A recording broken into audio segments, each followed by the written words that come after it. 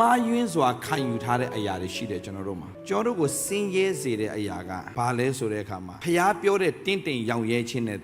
တင်နားလေတဲ့တင့်တယ်ရောင်ရဲခြင်းကမှားနေလို့ဖျားပြောတဲ့တင့်တယ်ရောင်ရဲခြင်းနဲ့တင်နားလေတဲ့တင့်တယ်ရောင်ရဲခြင်းကမှားနေတယ်ငါတို့ကျင့်တတ်ပါပြီဖျားကတင့်ကိုမျိုးစေ့ပေးထားတယ်အဲ့ဒီမျိုးစေ့ကိုတင်ကနေပြီးတော့မှရပါတယ်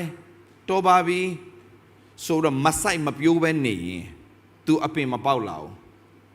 အတိမသေးလာဘူးရတယ်ငါဘာမှမလိုတော့ငါဘဝအဆင်ပြေတယ်ငါဘဝโอเคတယ်ငါဘာမှမလိုချင်တော့ပြောတယ်ဒါပေမဲ့ဖျားကတင့်ကိုအတိတိတဲ့အတ္တတာဖြစ်စေချင်တယ်လေတင့်ကိုဘာဖြစ်စေချင်တာလဲအတိတိတဲ့အတ္တတာဖြစ်စေချင်တယ်ဒါပေမဲ့တင်ကမျိုးစေ့ဖြစ်ရတဲ့တင့်ကိုဖျားမျိုးစေ့ပေးရတဲ့နဲ့မျိုးစေ့မဆိုင်တာမဆိုင်ဘဲနဲ့ငါဘာမလိုချင်ငါဘာအတိမှလည်းမလိုချင်တော့ဘူးဆိုရင်တင်တင်ရောင်ရဲချင်မှားနေပြီလေဒီမှာကျွန်တော်နားလည်အောင်ပြောပြမယ်ငွေနောက်လိုက်တာတော့မကောင်းဒါပေမဲ့ငွေနောက်လိုက်တာတော့မကောင်းဘူးသို့တော်ညာလည်းပဲရည်ရွယ်ချက်နောက်ငွေနောက်လိုက်တာမကောင်းနော်ဒါပေမဲ့ရည်ရွယ်ချက်နောက်မလိုက်ရင်တော့မကောင်းဘူးတင်းကငွေလည်းမရှိဘူးရည်ရွယ်ချက်လည်းမရှိဘူးတင်းကဘာမှမရှိတော့ပြီးသွားပြီဒီနေ့လူတွေဆင်းရဲတယ်ဆိုတာငွေနောက်လိုက်လို့ဆင်းရဲနေတာရည်ရွယ်ချက်နောက်လိုက်ရင်ဘယ်တော့မဆင်းရဲဘူးရည်ရွယ်ချက်နောက်လိုက်ရင်ဘယ်တော့မှမဆင်းရဲဘူးလူကငွေနောက်လိုက်ရင်ဆင်းရဲတယ်